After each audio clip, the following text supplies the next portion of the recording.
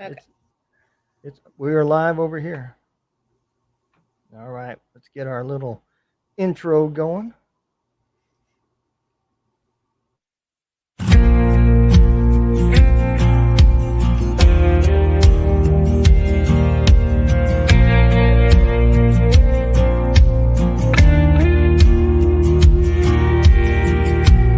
Monday morning, kids ready for school.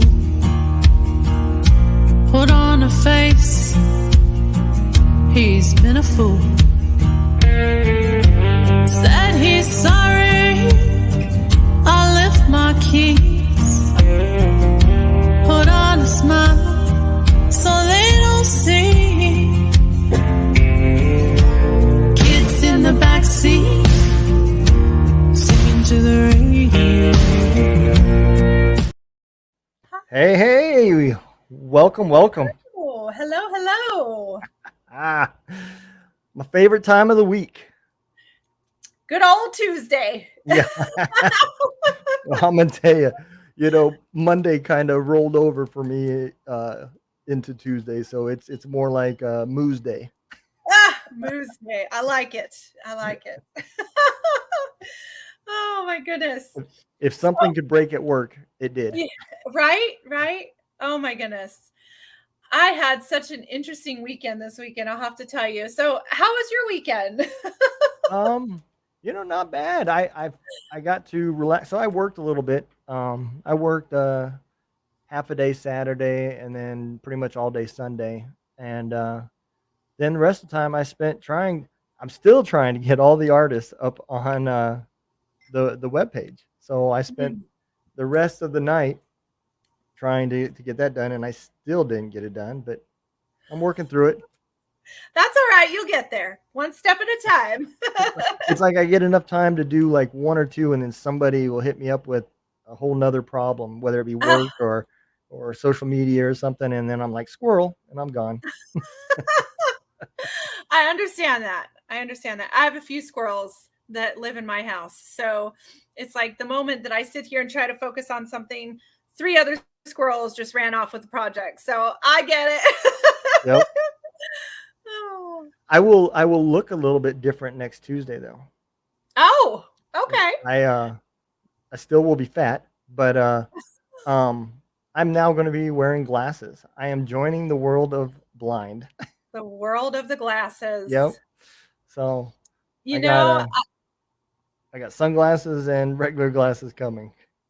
and that's okay because you're going to be able to see, and that's what counts. I'm still at that stage where, okay, being in the eye field for so many years, I've always told people, just wait till you get in your 40s because you're going to need bifocals. And they're like, oh, I ain't going to need nothing. I have never worn any glasses. I'm not going to never need glasses. Then they're creeping back in at 40 and they're going, I can't read the small print. So I'm at the stage where I wear contacts and I actually have to take my contacts out to read up close now and Yeah. take my glasses off to read. And then for like my intermediate computer distance, I have to put my glasses on because I can't see with my contacts on with my computer. It's a mess. And then far away, I can wear my contacts, but if I have to see my speedometer, I can't read it. And I'm not ready to make the bifocal leap yet. I'm Yeah. not ready. I'm not ready to own it. I hope so, Brian, because you know, me and the eye doctor didn't see eye to eye. That's I didn't even realize it, but yeah, That was a we good one. definitely did not see eye to eye. We were good until the whole picking out glasses part. Oh That yeah. even went good. It was the when they never stopped poking on the calculator to give me that Oh, price. I oh yeah. I said, Yeah. oh no. I'm gonna go online and get them. There's so many things that come along with like you got to get the frames, then you got to get the lenses, then you Yep. got to get the anti-reflective coating, and you want the polycarbonate and the scratch resistant, and do you want transitions or do you want clear? Yeah. There's so many things that just it's like these are just magnification for my eyeballs. Yeah. Why does it have to be so expensive? Yeah. So trust me, I understand. It's definitely it's a lot to take in, especially when you're doing glasses for the first time and Yep. having to do that. So Yeah, Well, their math didn't work out either because originally that's what it was going to be was transitions. oh And yeah. then she was like, the price is $508 after your insurance. And I was like, huh. And she said, well, the transitions is what's getting you. It's 300 and some dollars by itself. Holy I moly. said, well, just go to single vision. And she redid it all. And she said, okay, the total is now 440. I'm like, you took something off that was 300, but the Yeah. price dropped like $80. Oh my goodness. I They would don't have under, taken me up I on don't this. understand. It doesn't, none of this makes any sense. I said, Oh my goodness. Well, I will tell you, transitions, if you haven't worn them before, they're a very picky choosy. Either you like them or you don't. Because what happens is the UV ray in the windshield of your car does not protect you with the transitions. So they will not darken. And then when you come out of the car and the sun hits, they will darken. And then you go into the store and they take about a minute to come back to normal. So then you're walking around with sunglasses on while you're in the store going, why is everything so dark in here? turn on the damn lights. Point. I did not like them. Yeah, I didn't get them. I got single vision because Yeah. I got a single vision kind of wallet. So Hey, I feel you there. I feel you there. Anti-reflective coating's the best thing, though. I'm telling you I that did get that. will eliminate all the glare, especially driving at night in the rain. Because if you're like me, I can't see, and you probably don't want to be on the road with me in the rain, in the dark. It's not a good thing. Yeah. So how was your weekend? Woo! My weekend was really good. So the Vintage Vixens, we had our first event. Well, actually, it was my first event, not theirs. But we went to a VFW in South Carolina, and we did a birthday party performance for a World War II veteran that turned 100 years old. And it was the coolest thing. Everybody dressed up in, kind of like the World War II attire and time frame. They had a young Mr. Fox, because his name was Mr. Fox, and they had a young Mr. Fox, and then they had him. And it was just an incredible experience to be a part of. I was actually one of the flag girls that night. So that was a lot of fun. Part of the Vintage Fiction show is that we do everything to honor our veterans. We do everything to honor each branch of service as well. And so they have the song that they do where we come out and we get to hold the flag up and honor, Navy, Army, Coast Guard, Marines, like all of that. And so it was a really, really neat thing to be a part of. And then I got to meet Mr. Fox. I got to take pictures with him and tell him thank you for his service. And there was actually 2 other veterans there that were also World War II veterans as well. And so I got to take pictures with them. And one of them had the whole getup on, and he was just smiling from ear to ear because he had beautiful women all around him. I bet. His wife was like, let me take pictures with everybody. And she was so excited and so on board with it. It was really cool. But that's awesome. The driving, the driving to the VFW was a couple hours for me, which was fine. I had to stop at the gas station. Okay. This is where my day got interesting. So I stopped at the gas station to put some gas in the car and, get going, have a snack and whatever. And I went to throw some stuff away in the trash can, and I threw my keys in the trash can. And I'm going to tell you what, I sat there and I went, son of a bitch. Like I said it loud too. And people turned around and looked at me. Then I realized that I drew attention to myself and that everyone's now going to know that I have to go trash digging in the trash hole for my keys.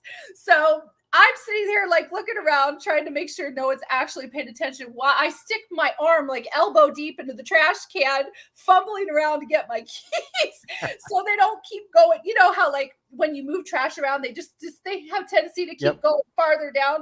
I thought, oh my God, if these things go to the bottom, I'm going to have to get in there. Like there's no way to go anywhere. Like I'm going to be stuck. And so luckily I only had to go elbow deep and I got my keys out.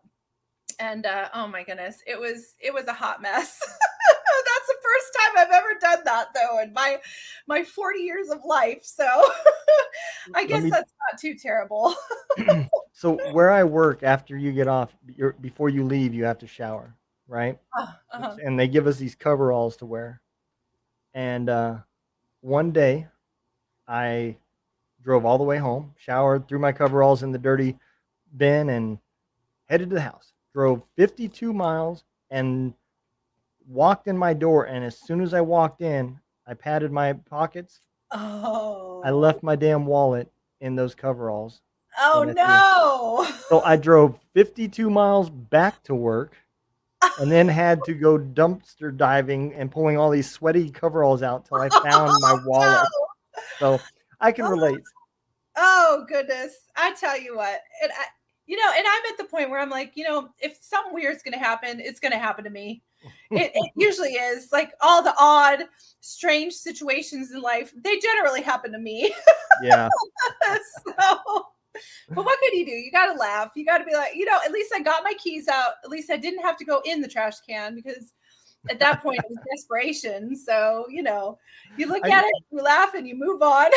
I can just imagine the people that just joined us and they're like, get in the trash can. What? Right? Yes. I like to trash dig once in a while. It's one of my little hobbies. Look, I've heard leftover Hardee's is the best Hardee's you can have. Oh, Lord. Got to get them day old French fries. That's it, Sop them up with the soda that's at the bottom of the can. Oh, yeah. You got to get that extra flavor going. So today's episode, military spouses. Yes. This could get interesting. It could. So I'm sure a lot of people have a lot of things to say on this topic. So let me start why I said we should do it, right? Mm-hmm. And this is just my belief. I know in the Army, everybody jokes about, military spouses and the free medical and yada yada yada, right? But when you really pull the curtain back, right? Yeah. The military spouses, they do have the hardest job. And my wife used to have this sticker that said, military spouse, the hardest job in the Army, right? Mm-hmm. And it's true. And I'm going to tell you why. So this is why I wanted to do the show, because I watched from the other side.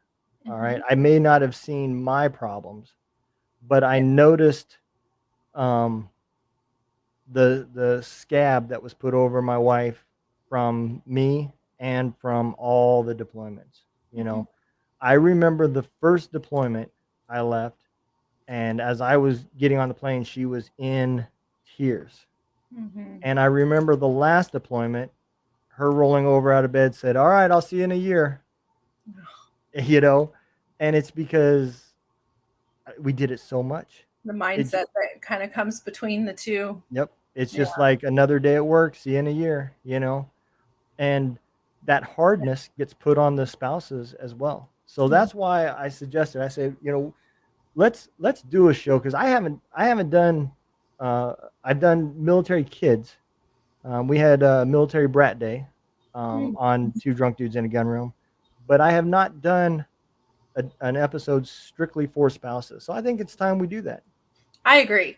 I think it's such an important thing, because there's so many areas that the military spouse is important in, not only in the times where her soldier is deployed, but at home with the kids or without kids, with the house, with the daily chores and activities, with, going through the routine of how things used to be, before he was deployed, and now having to restart everything, having to figure out the plan and how to go on from here and how to move forward. And, there are so many different things. And then you got to take the whole emotional aspect into that, and the whole mental and the physical aspect into that, because when you're used to something being a certain way for so long, when you're used to your somebody being there all the time, and all of a sudden it's kind of ripped away from you, right? Yeah. And even though they're still there, they still love you, they still care about you, they're not there physically.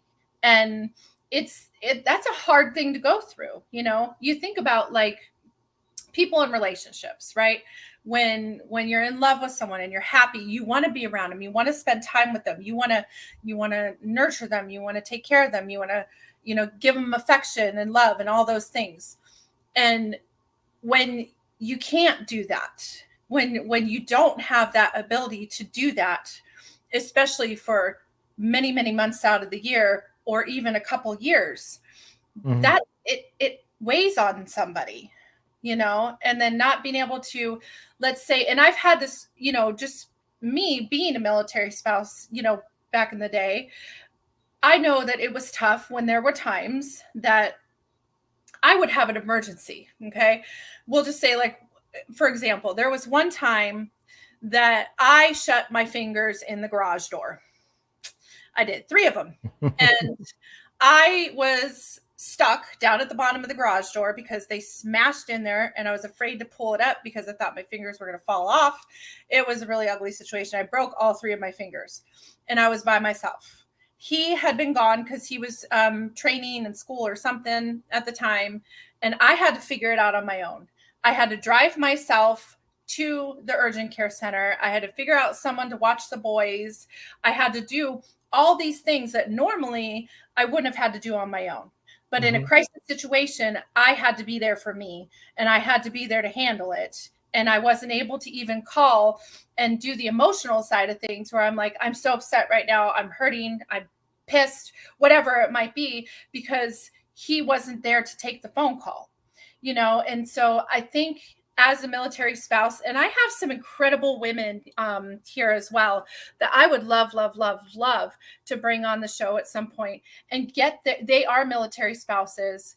One of them is, she's just an amazing woman, and she has been, with her husband through all of it, through him being deployed, through having to move several times, through having to go through so many different things to get, others' perspectives as well. But I think it definitely is tough. And as a woman, I know there's some that are, male military spouses as well, of course. But as a woman, we are emotional creatures. We are people that we need that nurturing and that comfort. And, when you're having to go get it from, your best friend or your aunt or your parents or anything, because your person isn't right there to be able to talk to, even if it's just for a moment, it's really, really tough to go through. It's growing a pair of balls, honestly, and being able to stand up and stick it out. Yeah. Cause, I know my wife knew. I mean, there was times that I would talk to her and I would say, hey, just let you know, I got to go to work for a while. There's going to be a couple days that you're not going to hear from me, yada, yada, yada. And she knew what that meant, but I had to make a choice. Do I tell her that, or do I tell her nothing and she just worries? Yeah. And so at least I felt like if I told her that I wasn't going to be able to talk for a couple days or whatever, she at least knew. Just because I didn't call doesn't mean bad stuff, Right. So yeah, I get that, and I also think there's a difference too. So the family support group systems, right? I guess now they call them family readiness groups. FRG. They you can kind of tell the spouses that are there for the soldier. Yeah. When you go to those meetings. You get the ones that the soldier had to go, so he drug his wife because the chain of command made the soldier go. And then you get the ones that volunteer, and that's their social group. That's their lifeline, and there's not usually any middle ground. Very rarely do you get somebody that just wants to go get the information and go home. You're either all in or you don't want nothing to do with it. That's so true. So true. So when I was the FRG leader, there were a lot of soldiers that it was like pulling teeth to get them to get involved with the FRG. Yeah. Nobody wanted to get involved with that. Nope. They're like, oh, well, it's just another thing where we're going to be there, for a short period of time until the commander's wife leaves or someone else leaves or whoever, because rotating, in and out and things like that. it's tough to make a connection with somebody when you keep getting rotated. And so I noticed that being the FRG leader, that some people wanted nothing to do with it. Others, their wives would be like, come on, let's go to this. Let's be a part of this. Let's get involved. They also had some other groups too that were pretty neat, that they would be like workshops for husbands and families and things like that. And so you'd go away for a fun weekend and they'd talk about family building exercises, and they'd talk about, coping mechanisms for when your soldier is deployed, and coping mechanisms for when your soldier comes back home, and, how to include the children, how to include the family in those things. But you're right. There actually was quite a few that were just very, very reluctant to become a part of things. And I had a small group of Army wives that I really, really connected with, and are really still my sisters to today, that were very involved in helping and trying to get our soldiers excited about, hey, we're here for you. We're here to help you through. We're here to support. We're here to bring the families together. And that's what it's really all about is, FRG does a lot of different things. Bringing the families together is one of them. Helping them financially, guiding them in certain aspects of their life. If there are certain tiers of things that they need, it's our job to kind of help guide them in those directions for those tiers. But that's one thing I did notice, is that a lot of people would be reluctant to come to you to ask for help, to ask for guidance, to be a part of that. So, and I think some of that is that stigma of, because I'm going to speak for a moment on the other side of the coin, right? Mm-hmm. As a leader in the military, occasionally you have to deal with those spouses that are not all about the military. Mm-hmm. They think that everything is catered to them. And I can give you a for instance, I had a soldier of mine come to me and ask me a question I've never heard before in my life. How do I get my wife enrolled in high school? I said, high school? I said, how old is your wife? He said, 18. He said, she dropped out of school, and I want her to go back to high school to get her degree. And I was like, well, that's pretty cool, man. So I did all this legwork to figure out what he had to do. Mm-hmm. Got his wife enrolled. Come to find out, it was only a plot to get other girls to come home and them have threesomes with high school girls. Oh my. Right? How did this all come out? He was smoking weed. They got into a fight. And when he left, she called the MPs, the chaplain, the first sergeant, everybody. Oh, wow. And said, my husband's out buying drugs. I can't get him to stop. Wow. And so when he came back, they were all sitting in their house. They arrested him. Mm. So this is in Germany. So now that the husband is arrested, the spouse, she's not accompanied anymore. Therefore, she can't stay there. She has to. They have to fly her back to the States and move her out of the country. So she was having car problems, and I told her, I said, bring your car up to the motor pool. I'll fix it for you. And she came up there, and then stood there and was like, "Are you done yet? How long is this going to take?" I just finally walked away. I said, "You can go have somebody else do it." Yeah.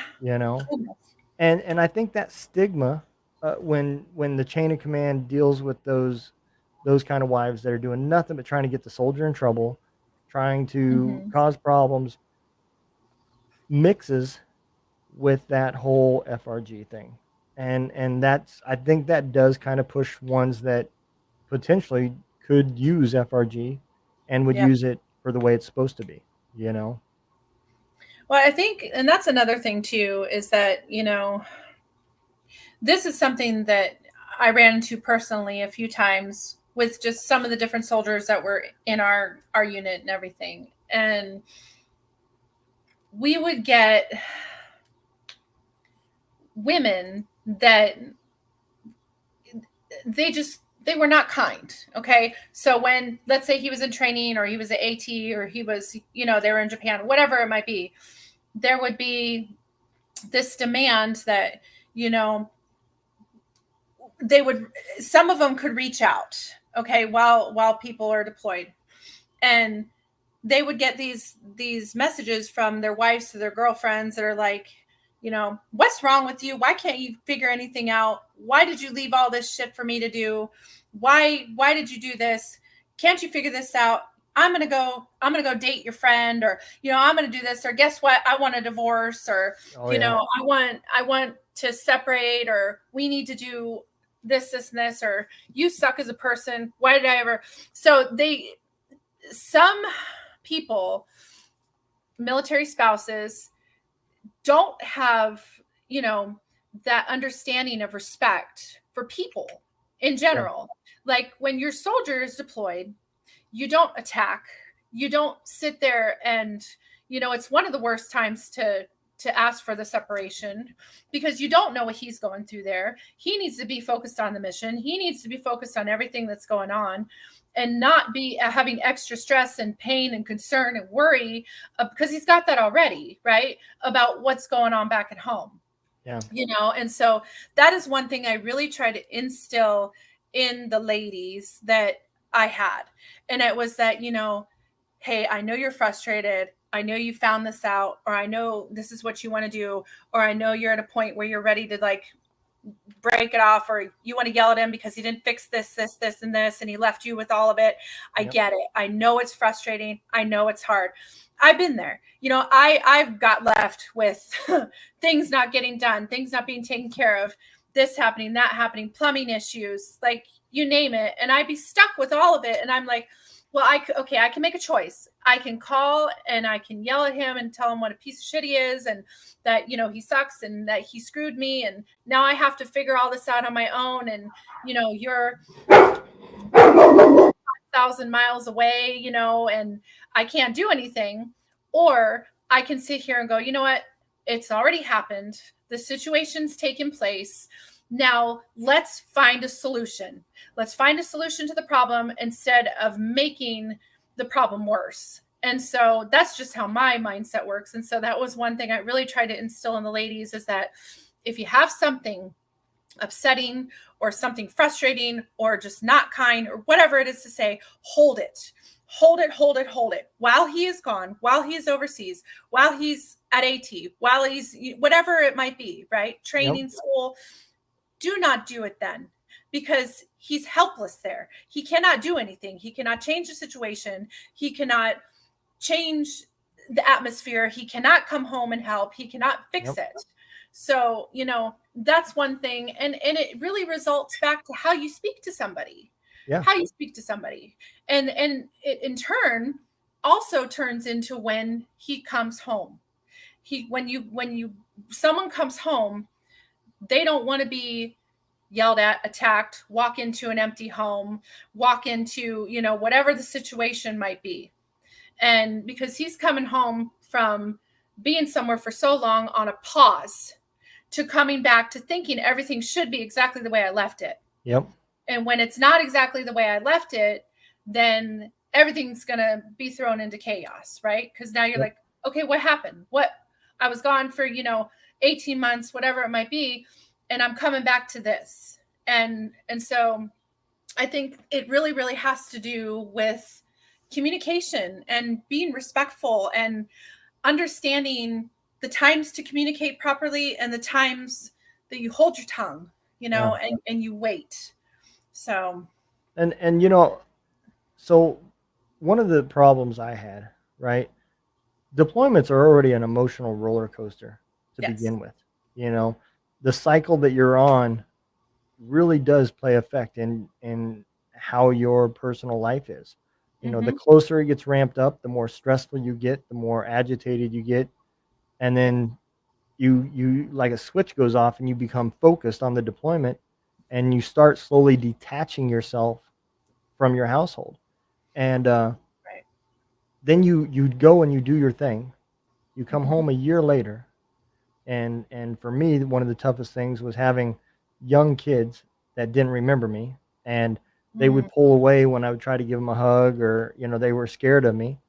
And then, after getting through that stage, when I was home, I was the corrector and the punisher, and Mama was there to wipe the noses and everything else. And when the deployments really started hitting, that had to stop. She became the punisher, the lover, the everything, and she made the decisions in the house. And you know, I didn't know our household was changing that way. And then I would come back home and it would be my way or the highway. And then next thing I know, we're fighting because, I'm telling the kids they could do something or they can't do something that she normally lets them do or don't do. Right. And it took me a while just to realize, look, I don't And wear you're the going, pants. why are they listening to her instead of me? I'm the Yep. man of the house. I'm the boss here. But now Yep. they're doing what she said. Yeah, I get that. It took me a while just to swallow my pride and say, you know what?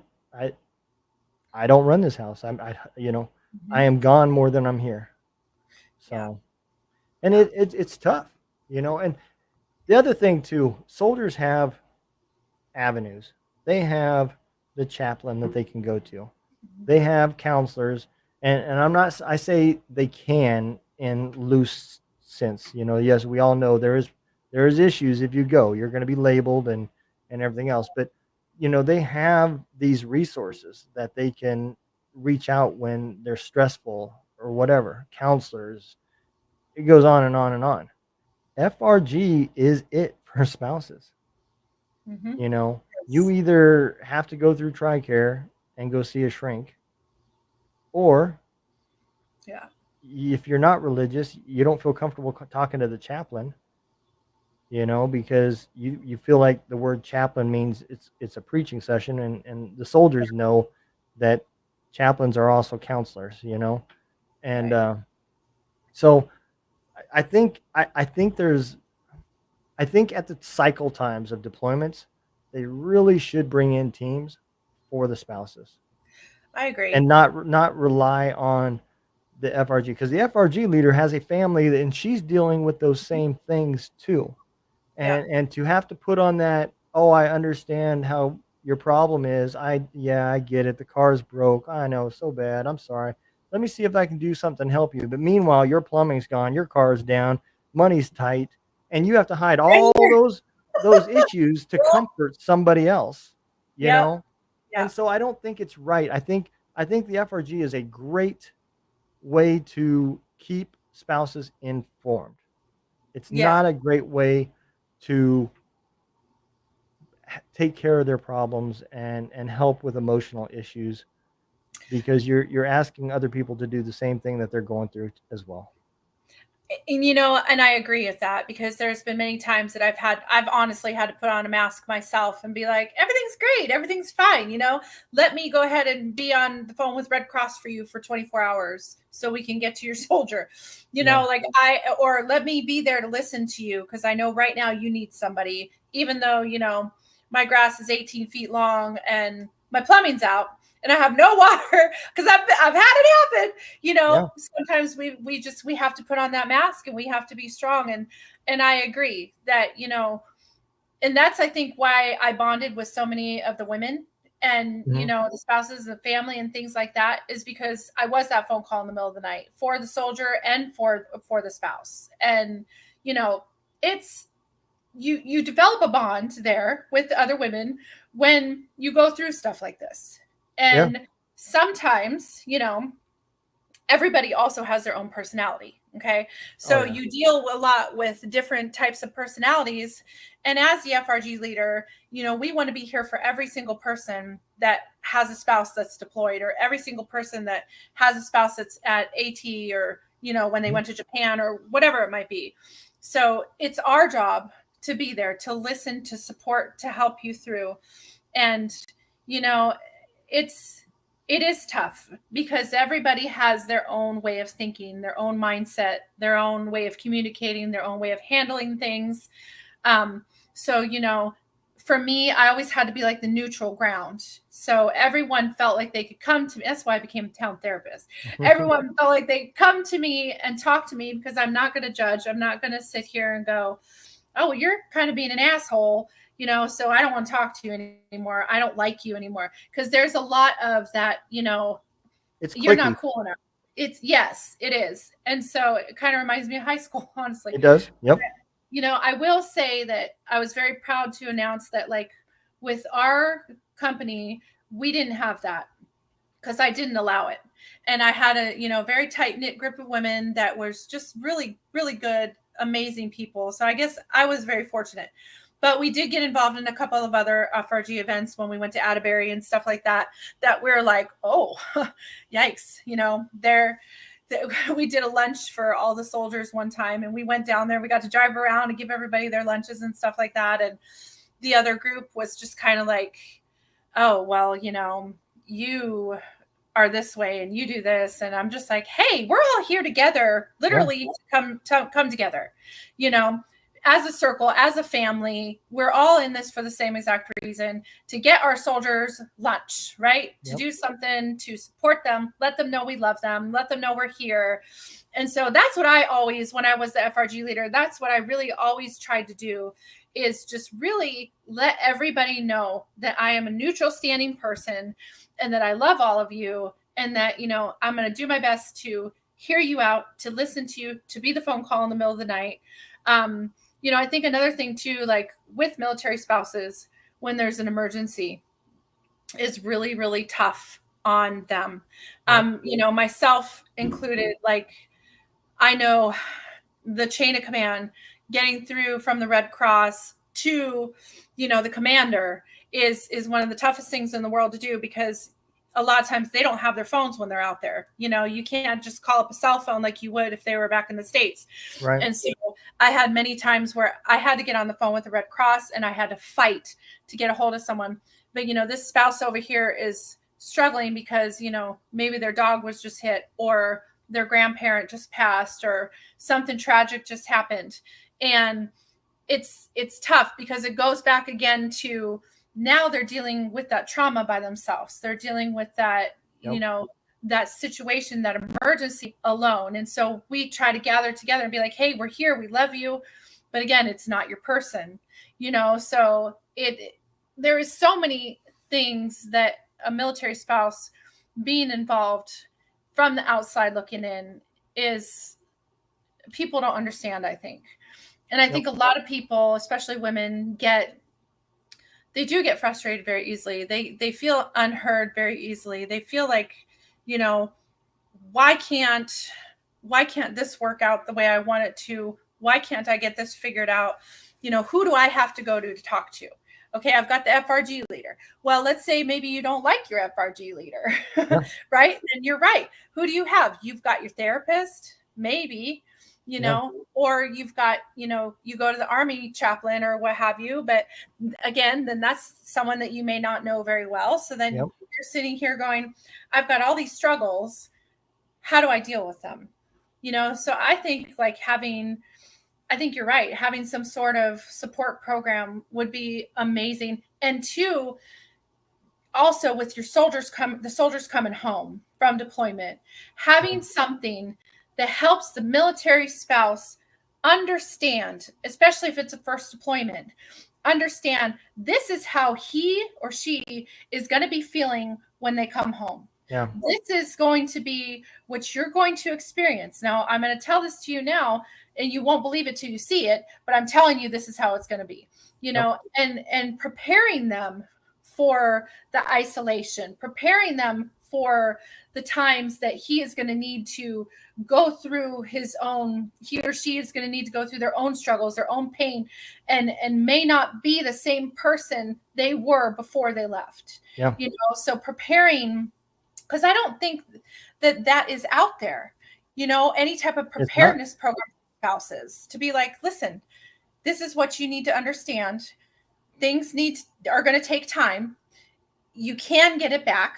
You know, you can get back on track.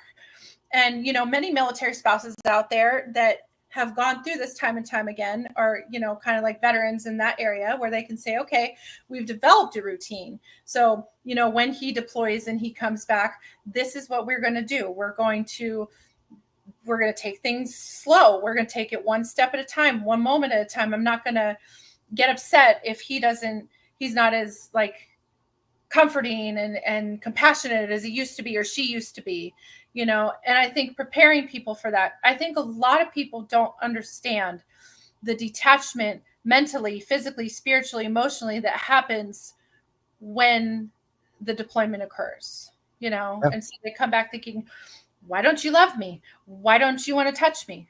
Why Yeah. don't you want to do these things with me? Why don't you want to spend time with me? Why do you have to be alone? Are you seeing somebody else? Are you talking to somebody else? What's going on?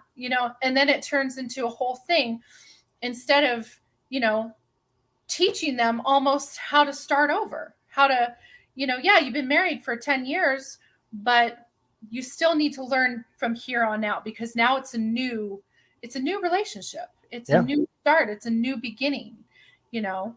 So, And for me, the worst situation was when you're down to your last 2 months before mm, you leave, and that brand new private walks in that's married, 19 years old, wife's 18, mm, 19 years old, mm-hmm, and they know nothing about the military.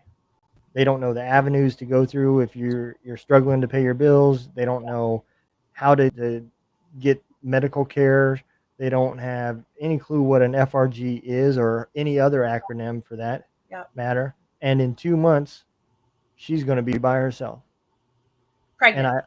yeah, pregnant probably. If not, she will be when he comes back. It's Yeah, it's one of yeah, the two. yep, It is not a coincidence that you know children are born on cycles just like the deployments were, yeah, because it happened all the time. But um, with that being said, I I would pull them in and I'd say, look, you're gonna have to put your wife through boot camp. I'm gonna give you a bunch of information. mm-hmm, You need to take it home and talk to her, teach her, yeah, and you two need to have a serious conversation that it might be better for you to send her back home while you're deployed mm-hmm, versus her staying here by herself, because I have, as a leader, I have a responsibility to not mix. We know our soldiers. We know which ones are the ones you're going to get a phone call about on the weekend, mm-hmm, and which ones you can trust to mentor and coach. And a right, lot of times that age difference is here, you mm-hmm, know. And so it was hard for me to say, hey, let me introduce you to Staff Sergeant so and so's wife. Now there's a rank difference, there's a experience difference, and there's definitely an age difference. mm-hmm, You know, and it's just tough, man, because you know they don't know anything, because the military is complete. It's a whole world.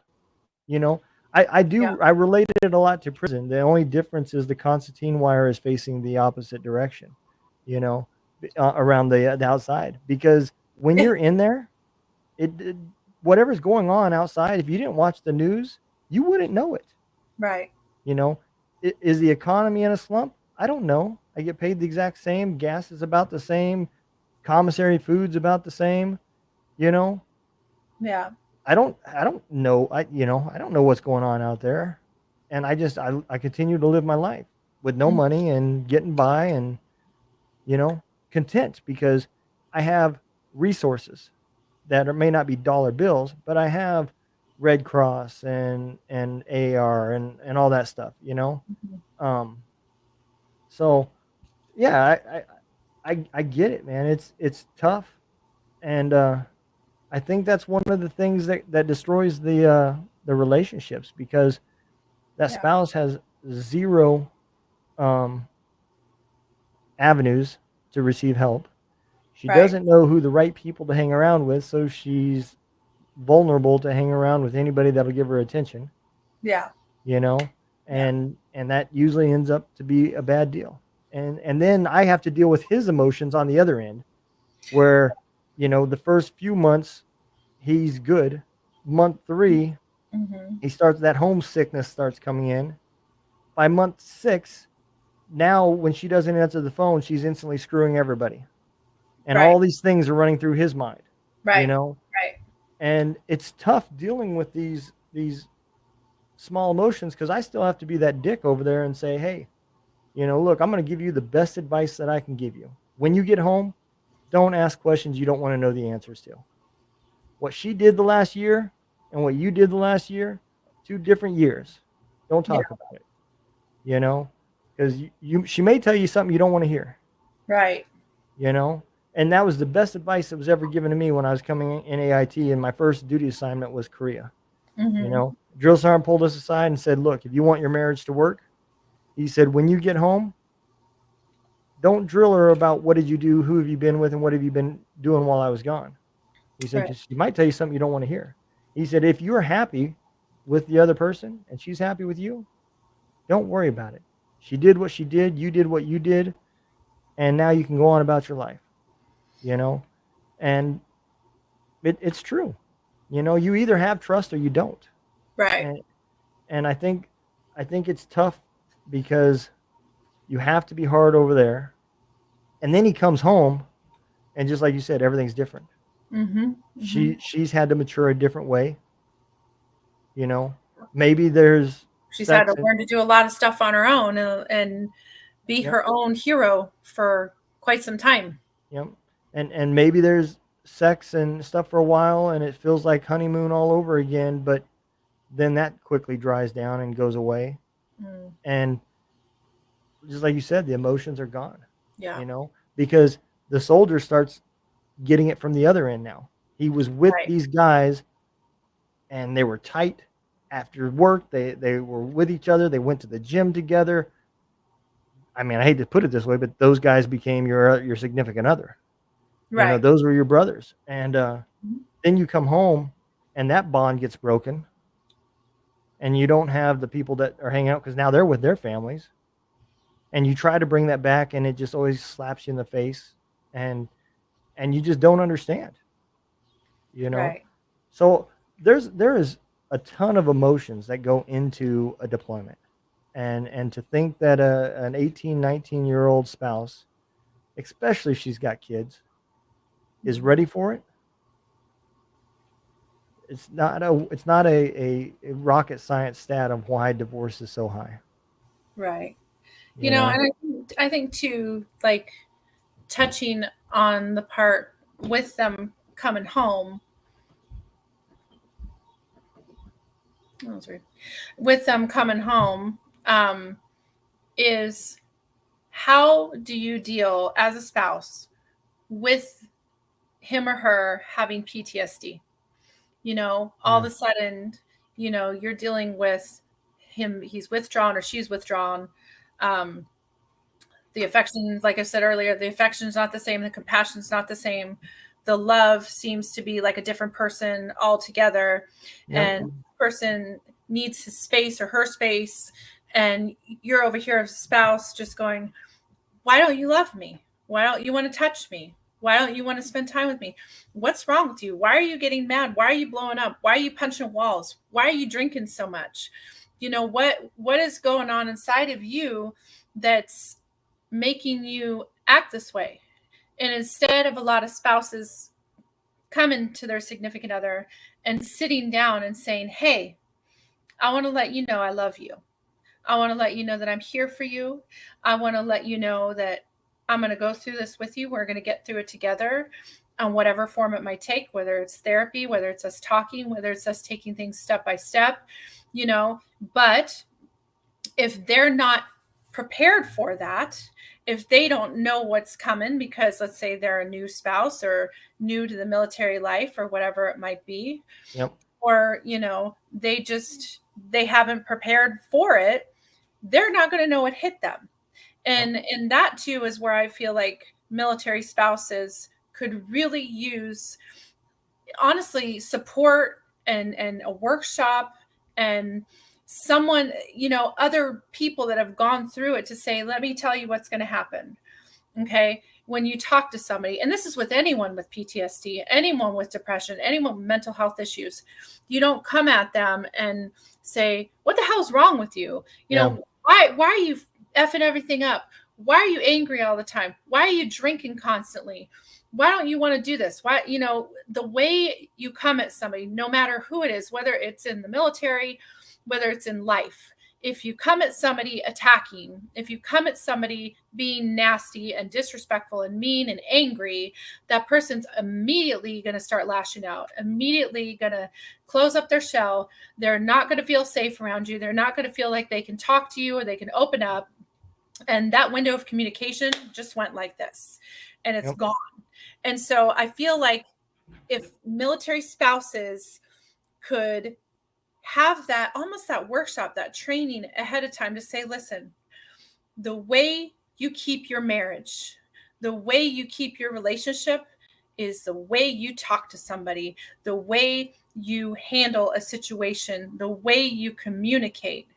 Yep. And if people were able to see that, okay, I can't attack him, he's been attacked enough, or she's been attacked enough, I can't come at him and accuse him, because that's not going to help anything. That's just going to shut down the window of opportunity for this person to open up to me and tell me what's really going on, or if I attack the drinking or pills or whatever it might be. Like, you come at them saying, why the hell do you drink every night? What's wrong with you? You're a drunk. You suck as a person. Like, that person is not going to get any better. They're not going to heal. They're not going to find a way to get through their trauma. They're not going to find a way to be able to move forward in their life, in their relationship. And that's why a lot of relationships crash, because people don't want to take the moments to understand and be able to just be like, okay, we're going through this together. We're going to get through this together. We're going to talk it out. We're going to work it out. I'm going to be there for you. And I'm going to be there every day with respect and kindness and compassion and grace. And when you're ready to finally open up to me, if ever, I'm here, but until then, we're going to slowly work on that. And I feel like people give up. They give up, and they get to the point where, I've heard a lot of women just say, in general, with like me talking about, because I'm a huge men's mental health advocate, so like talking about men's mental health, they bottle everything up inside, right? They hold on to it until it blows, and then it burns those around him, and it burns him, and it burns the person over here, and it's a mess, right? Well, a lot of women will say, well, I supported and I listened and I was there and I did everything I could, but he still went out and did this, this, and this, and he still drank, he still did this, or she still did this, or whatever. And like, I did my best to be there, and I just got tired of it. I just got tired of trying to support. I got tired of trying to listen. I got tired of trying to, understand what's going on. And the thing is I think people just get tired. They give up, and they say, you know what? I've tried so many times to help, to be there, to listen, to support, and I can't do it anymore.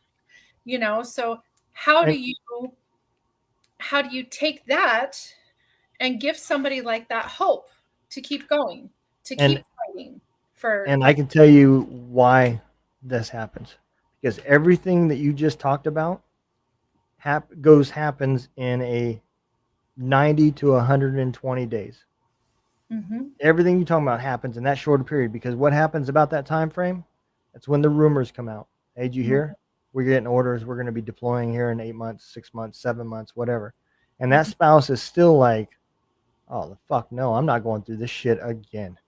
Right. Because she's dealing with something that's completely new, and you give her 90 days, and then you say, oh, by the way, here in 6, 7 months, he's going to be gone for another year. You think he was fucked up the first time? Wait till the second time, Yeah.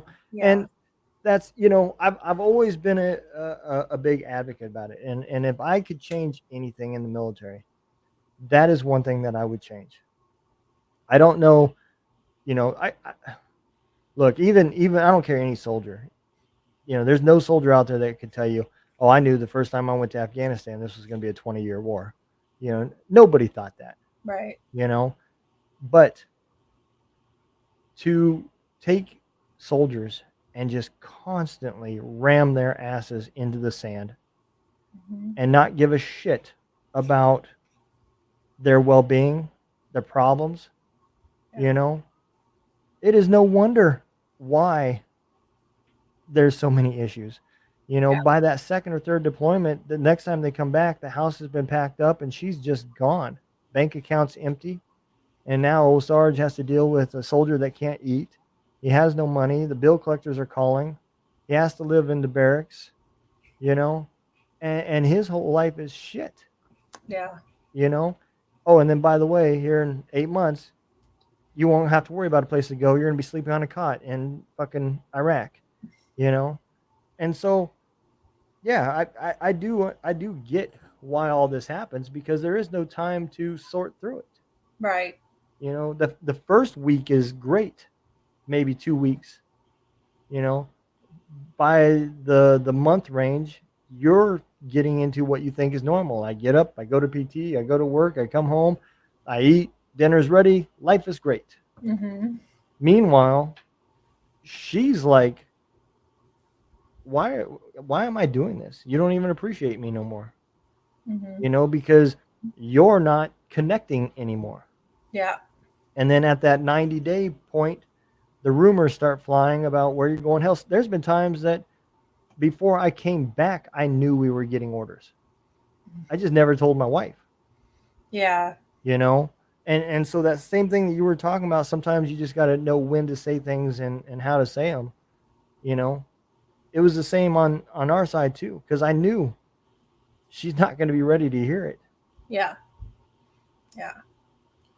It's So, definitely a tough road. And I really do think like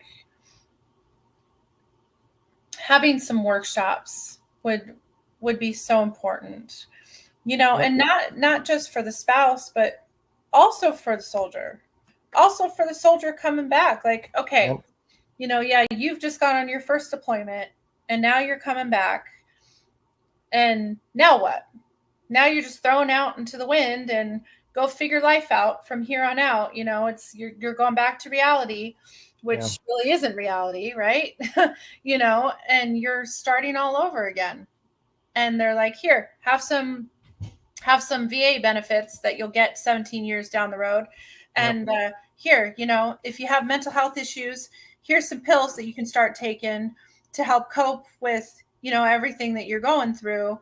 And then other than that, we'll see you in 9 months because you're going out again, yep, and like, where's their support?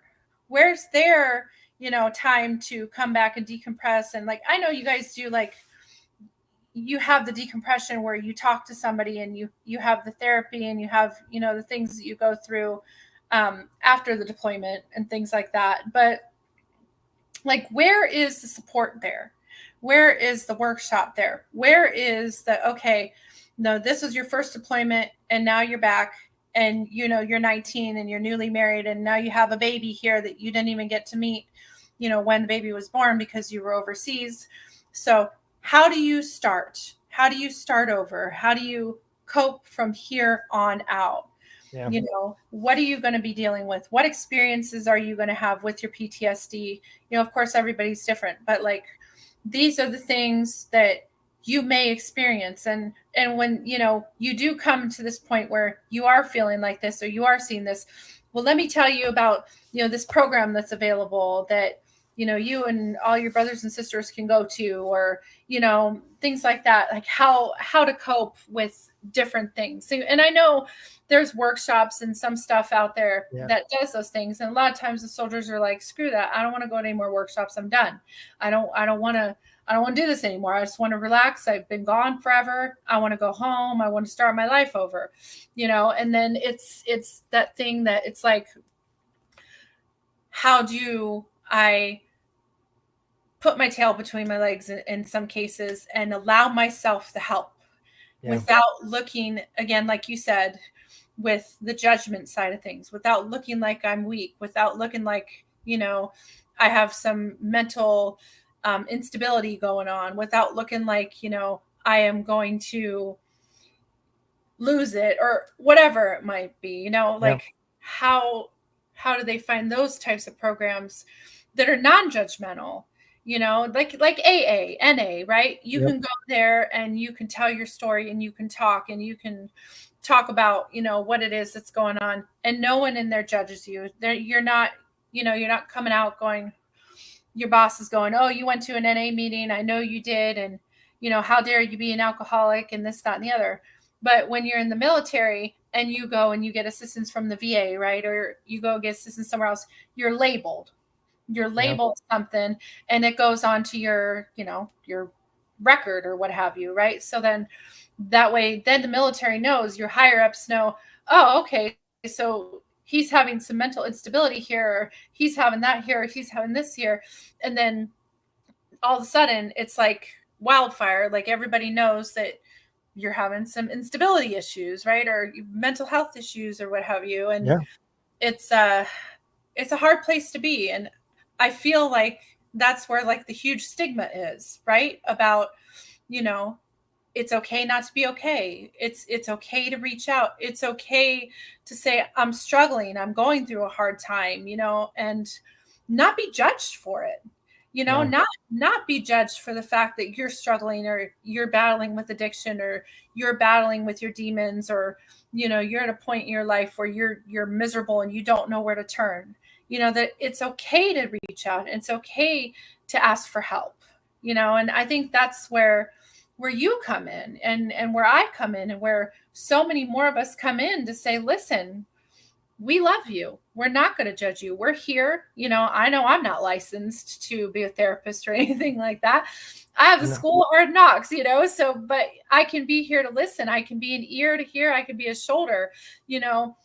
That's the things that we are fighting for, right? Yep. To help people know that are silent, and to help the ones know that are afraid to come out and talk, or afraid to let the bottle out open, or what have you, that it's okay. And you, as a man in the military, as a tough man in the military, are saying, listen, I've struggled. Listen, I've gone through pain. Listen, I've had a military spouse. I have a military spouse, and we've gone through things, and I'm telling you that this is okay, and together we can get through this. Together we can talk about things, or open your eyes, or help you to see that there are ways to get through these things. Yeah, hell, you're talking to a guy that just talked to his shrink today. I mean, so That's yeah, okay. That's all right. Everybody and needs somebody. and I'll be the first to admit it. I had that same mentality, and it took my wife pushing me in that direction, and a few friends to put me where I need to be, and I got lucky that it worked out. And the first therapist I ever seen, or first psychologist I ever seen, he was taking all my I'll never forget this, man, because I never thought about it. Deployments is what we do. That's the job, and he was like, so what unit were you in? And I said, the 160th. He said, really? He said, I worked a lot with the SEALs. I said, okay. And he started taking the rest of my information down, and he said, so how many deployments do you got? I said, if you count Bosnia, I did 68. And he just stopped and he looked at me and he said, you did 68 months? I said, yeah. He said, ain't no wonder you're fucked up. He said, there should be a law against that. And he's right.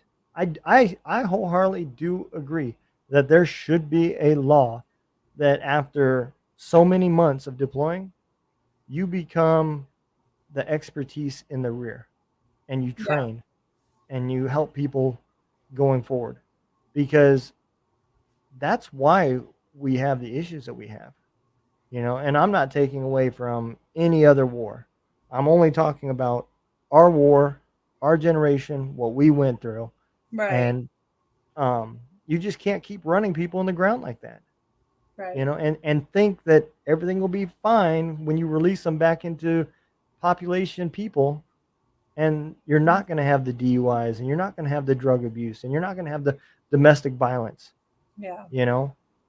It's insane to even think that's going to be reality. Right. It is, and it's and these are the scabs that, I said at the beginning, I feel like military spouses get scabbed over too, because this becomes life for them. It does. The husband yelling at them, her yelling at the husband, the kids not listening, him not wanting to be a part of the kids, and it just as the years go by, man, that heart gets harder and harder before it finally puts a scab over it to protect itself. Very true. Very, very true. Well, hopefully the more people start speaking out and the more people start, saying, hey, it's time to make a change. It's time to open people's eyes and make a stop to the way that things are working, and let's try something different. Yeah.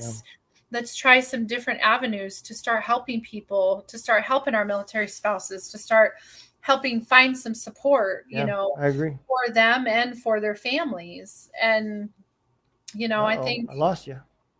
oh, you got me now. Yep. I thought you went to go get some coffee or something.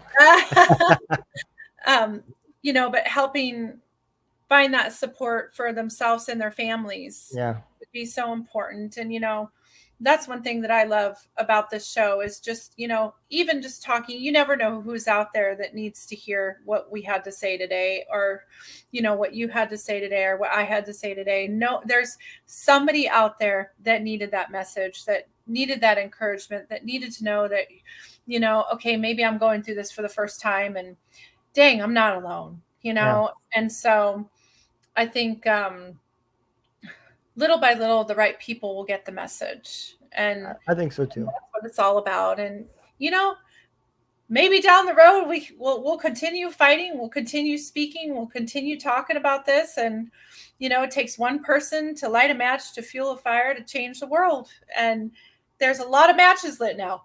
Yeah. A lot of people are lighting matches. So we got a fire going. I agree. I agree. Well, this has been a good time, man. I enjoy Tuesdays. I really do. I do too. It gets me through. I don't know if you can see this. Let me pull it up here. You guys should do marriage counseling show.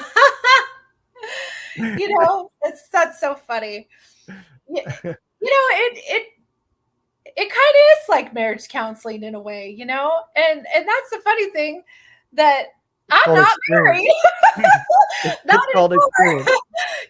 But it's like, when you know the way to talk to people, and you know how to teach people how to talk to people, and how to communicate, and how to, live in the 7 things is what I always say. Live in the 7 things, then lives will change all over the place, and I guess that's why I do what I do, is just really trying to teach love, unconditional love. And it comes in so many forms. It comes in that communication. It comes in that respect. It comes in that understanding, and it comes in that patience, kind of like within 1 Corinthians, that's a lot of people, that's their Bible verse that they do for their wedding, like, because it's the love Bible verse, Mm-hmm. Love is patient, love is kind. And when you really think about it, it absolutely is. Love is patient and love is kind. And love is not easy. No matter what you go through in life, love is not easy. But it is one of the most beautiful things that's out there, and that's what I try to really teach. And I try to really help people in general just be able to learn how to communicate and talk to one another. Learn grace is the key. Absolutely. Absolutely. It is. And that, that is, sorry, I lost my train of thought. It made me think of what happened last week.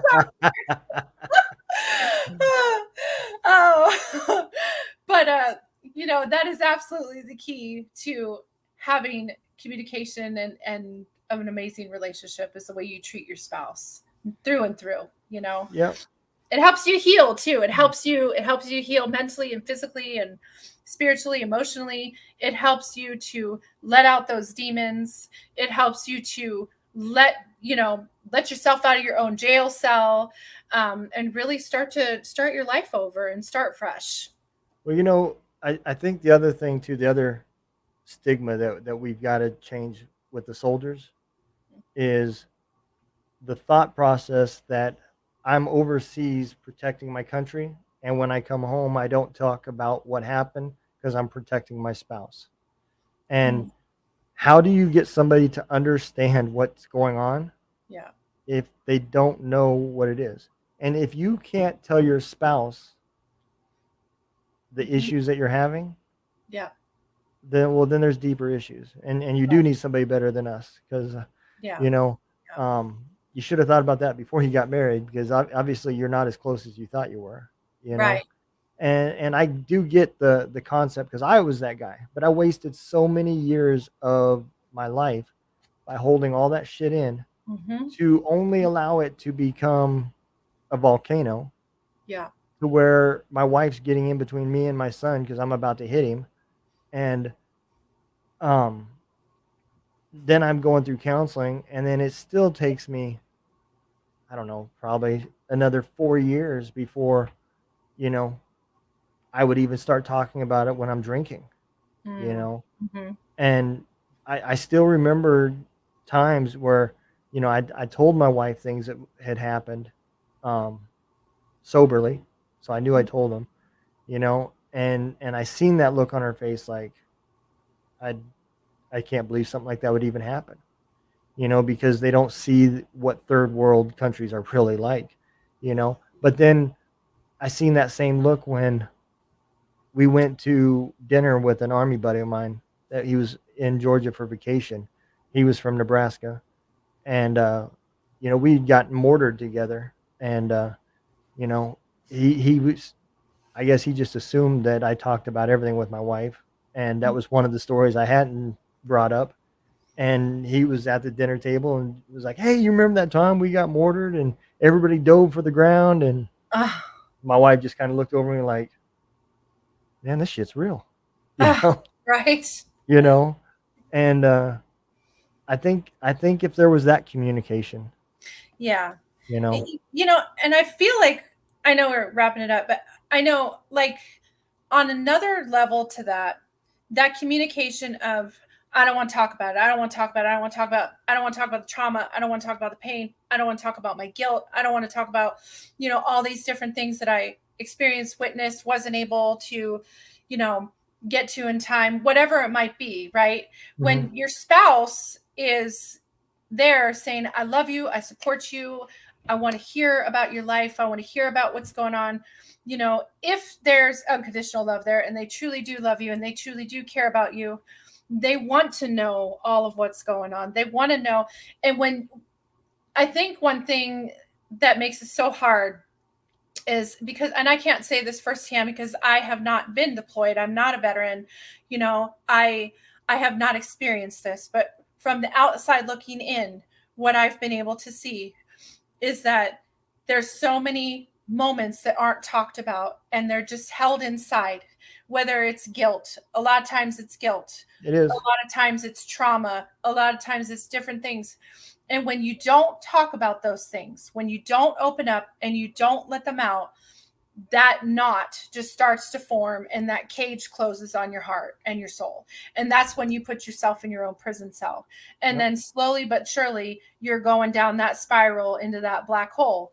And instead of being able to come out to the one that you trust, the one that you love, and say, look, I had these things happen, as hard as it may be, as traumatic as it may be, as struggling as it may be, to talk about the painful things. When you talk about things, it helps you to heal.